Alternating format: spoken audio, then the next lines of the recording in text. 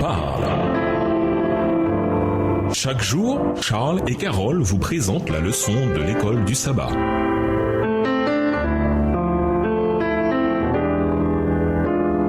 Bienvenue dans votre émission Dieu nous parle. Voilà la leçon de vendredi. Pour aller plus loin, le Christ possède la tendresse d'un berger, l'affection d'un père et la grâce immaculée d'un sauveur compatissant. Il ne se contente pas d'annoncer ses bénédictions. Il les offre de la manière la plus persuasive afin de faire naître le désir de les posséder. Ses serviteurs doivent s'efforcer de présenter de la même manière les richesses glorieuses de son don ineffable. L'amour magnifique du Christ aura pour effet d'attendrir et de subjuguer les cœurs, alors que la simple répétition des doctrines resterait inefficace. Consolez mon peuple, dit votre Dieu. Monte sur une haute montagne pour annoncer la bonne nouvelle à Sion. Élève la voix avec force pour annoncer la bonne nouvelle à Jérusalem. Élève la voix, ne crains point. Dis aux villes de Juda, voici votre Dieu. Comme un berger, il paîtra son troupeau. Il recueillera les agneaux entre ses bras et les portera dans son sein. Extrait du livre Jésus-Christ, page 829, livre écrit par Ellen G. White. À méditer, c'est malheureux, mais certaines personnes se rassurent sur elles-mêmes en relevant les fautes d'autrui. Comment être sûr de ne pas tomber dans ce même état d'esprit? Réfléchissez à ce scénario. Un ami revient d'un enterrement et fait ce commentaire. Je suis tellement content que ma tante soit au ciel à veiller sur moi. Ça me fait tellement de bien. Sur la base des principes que nous avons étudiés dans notre leçon de cette semaine, comment réagiriez-vous? Autrement dit, aussi important que soit l'état des morts, pourquoi n'est-ce peut-être pas le meilleur moment pour faire une étude biblique sur le sujet avec cet ami? Discutez de la déclaration suivante au vu de notre témoignage envers les autres. Lorsqu'on recherche le mal chez les autres, on le développe en soi-même. En considérant les fautes d'autrui, nous sommes transformés à leur image, tandis qu'en regardant à Jésus, en parlant de son amour et de la perfection de son caractère, nous sommes transformés à son image. En contemplant l'idéal qu'il a placé devant nous, nous pénétrons dans une atmosphère sainte et pure qui est la présence même de Dieu. Si nous y demeurons, nous réfléchirons une lumière qui rayonnera sur tous ceux avec lesquels nous entrerons en relation. Texte tiré du livre Le ministère évangélique à la page 467, écrit par Ellen G. White. Au revoir. Et à demain si Dieu veut.